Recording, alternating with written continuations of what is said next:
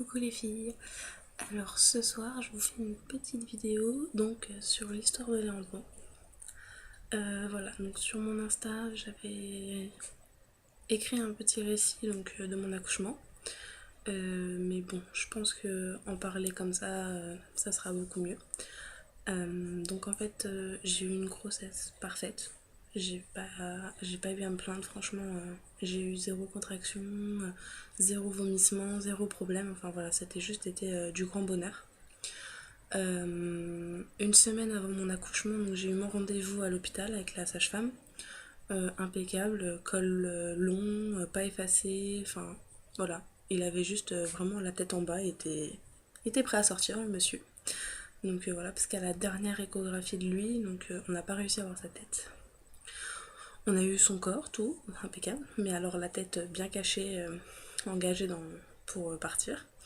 Donc du coup, on a dû passer en sonde vaginale pour réussir à la voir. Pas mal. Voilà. Le mercredi 12, je suis partie me coucher tout à fait normalement. Zéro contraction. Enfin voilà, j'ai eu aucune contraction. J'avais des contractions, mais pas douloureuses, quoi. C'était les contractions normales de la grossesse. Voilà. Et en fait, en plein milieu de la nuit, enfin en plein milieu de la nuit, non, il devait être minuit, minuit et demi, un truc comme ça. Je sens un liquide chaud couler sur moi. Je me réveille automatiquement. J'ai cru que c'était ma chienne, vu qu'elle dormait contre moi, j'ai cru que c'était elle qui avait fait pipi. Donc de là, je réveille Bruno. Je lui dis, bah écoute, la chienne elle a fait pipi dans le lit. Donc on commence à se lever. Et puis en fait, on remarque que c'est pas du tout la chienne, puisqu'elle dormait. On a regardé, enfin c'était pas elle du tout. Et en fait, en me levant, et je regarde entre mes jambes, et puis non, c'était pas la chienne, c'était moi. Donc en fait, une grande mare d'eau, c'était de l'eau, mais vraiment partout. Et chaque petit pas que je faisais, en fait, je faisais le petit pousset dans la maison. Ça a juste été très marrant ce soir-là. Enfin, on va dire ça comme ça. De là, enfin, la panique qui commence vraiment à monter. J'ai posté un post sur Instagram à ce moment-là pour dire que j'allais à la maternité après les avoir appelés qui m'ont dit de venir. Donc à ce post-là, j'ai eu des commentaires vraiment géniaux. Vous m'avez toutes énormément soutenue et je vous remercierai jamais assez pour ça. Vous êtes toutes inquiétées pour moi parce que j'avais pas de réseau arrivé à l'hôpital, voilà, vous étiez toutes là paniquées. Donc voilà, c'était juste repenser à ça, voilà. Bref. Je vais à la maternité. Ils m'ont dit de prendre des affaires pour moi. Pas de. Enfin, vu mon stade où j'en étais et comme quoi qu'une semaine avant, j'avais pas de soucis au niveau de mon col. Ils m'ont dit de prendre des affaires pour moi et non pas pour un accouchement prévu. Juste une hospitalisation pour moi. Arrivé là-bas, je leur explique que c'est moi qui ai téléphoné. Directement, la sage-femme m'attendait déjà. Elle me met dans une salle, les espèces de box aux urgences. Voilà, donc elle me demande ce qui se passe, je lui dis à quel terme je suis et tout ça. Arrivée là, elle me dit bah, je vais vous examiner. Là, au moment de vouloir me déshabiller, une grande mare d'eau par terre.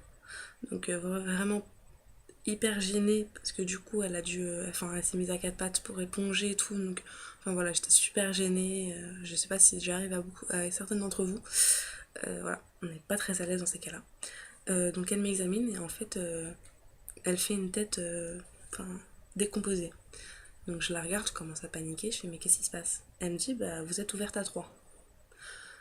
Étant une grande fan de Baby Boom et tellement vrai et toutes ces émissions sur les naissances, j'ai directement compris ce que ça voulait dire. Bruno qui me regarde avec des grands yeux me dit mais ça veut dire quoi? Je lui dis bah ton fils il arrive.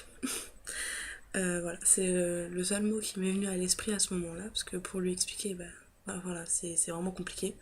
Voilà, c'est le seul mot qui m'est venu à l'esprit, c'est que son fils il arrivait quoi. J'étais vraiment en panique, parce que comme j'expliquais dans mon post Instagram, j'étais qu'à 34 semaines, 7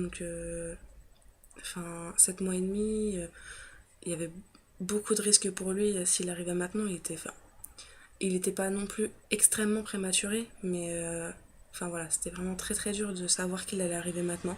J'étais vraiment pas du tout préparée psychologiquement à son arrivée.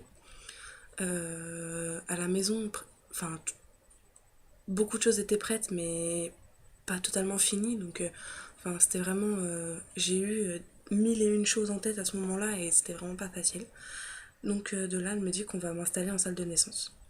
Alors là, on se dit, mince, j'ai vu ça des milliers de fois à la télé, mais là, c'est moi qui le vis. Donc, elle m'installe en salle de naissance. De là, c'est la sage-femme donc, qui s'est occupée de mon accouchement qui arrive et qui m'explique en gros ce qui va se passer, qui vont me mettre sous monitoring donc pendant 1 heure pour évaluer mes contractions. Sauf que j'en avais aucune. Voilà. Le travail avait commencé, j'étais dilatée, mais zéro contraction. Donc de là, enfin, je les voyais, elles se regardaient dans les yeux, elles savaient pas trop quoi faire. Donc elles m'installent sous le monito. 1 heure après, elles reviennent et elles voient qu'il n'y a pas de contraction. Donc de là, elles me disent bon ben, vous allez être hospitalisé, le travail n'a pas commencé. D'un côté, je me sens soulagée parce que bon, au moins il arrive pas maintenant, voilà, j'ai le temps. Mais d'un autre, voilà, me faire hospitaliser alors que j'avais juste une grossesse parfaite, c'était, enfin, voilà, j'étais pas très OP pour ça. Arrivée là, donc elle ressort, elle me dit qu'elle va essayer de me trouver une chambre. Donc elle referme la porte qui en fait était juste en face de moi. D'un coup, je sens donc mon ventre se durcir et les douleurs qui arrivent. Les contractions ne sont pas arrivées progressivement comme pour beaucoup pendant le travail. En fait, moi, elles ont été intenses dès la première. Ayant eu une fausse couche avant, donc mon article précédent, j'ai vite reconnu les douleurs. Donc de là, j'ai appelé la sage-femme qui est revenue. Et donc je lui ai expliqué que là, j'avais des contractions qui commençaient à arriver. Elle regarde le monito et puis elle me dit en effet, le travail commence. Donc de là, elle m'examine. J'étais ouverte à 4. Donc, enfin, voilà, ça n'avait pas vraiment beaucoup bougé en l'espace d'1 heure et demie. Donc elle m'a dit que j'avais le temps, comme ils disent dans Baby Boom, en gros, pour un premier accouchement, c'est 1 cm/heure. Donc là, je pense qu'on avait vraiment le temps. Donc, elle nous dit de nous reposer, qu'elle repassera dans 1 heure. On essaie de dormir. Impossible. Enfin voilà, moi, les contractions qui commencent à arriver vraiment au taquet, elles m'ont pas laissé tranquille. Donc je serrais la main de Bruno comme pas possible. Lui essayait de dormir parce qu'il était complètement fatigué. Mais juste impossible vu que je lui broyais les doigts.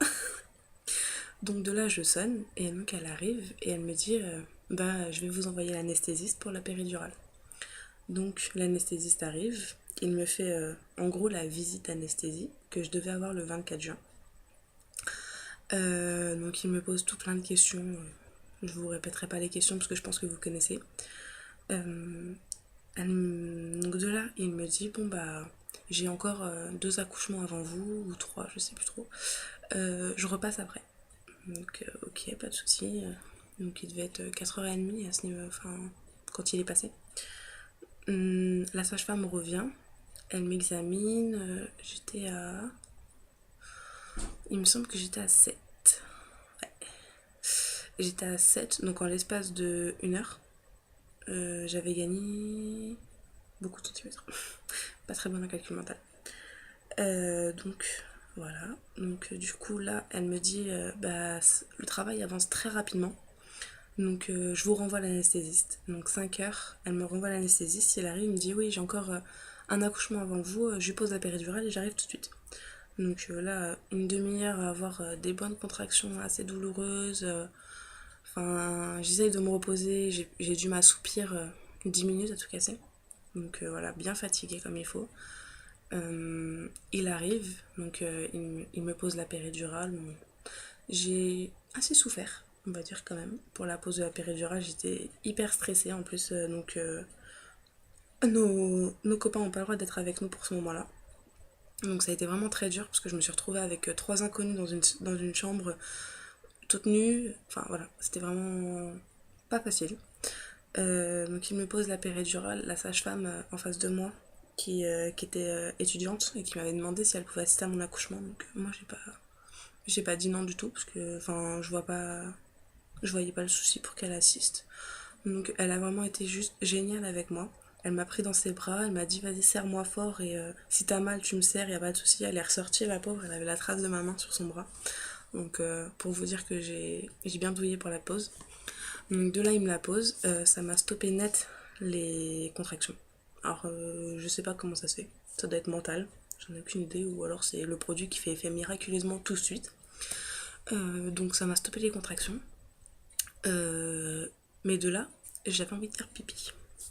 Donc je leur dis, et j'ai envie de faire pipi, ils me disent non, c'est juste impossible. Et je dis, mais je sais ce que je dis, enfin voilà. Donc de là, la sage-femme, donc l'étudiante, elle appelle celle qui s'occupait vraiment de mon accouchement, là, celle qui était diplômée. Elle vient me voir et puis elle me dit, non, c'est impossible sous péridurale d'avoir envie de faire pipi. Donc je lui explique que enfin, j'ai une gêne. Donc de là, elle m'examine et elle me fait non, vous avez pas envie de faire pipi, en fait, c'est la tête de votre bébé qui est là. De là, je suis devenue blanche comme un linge.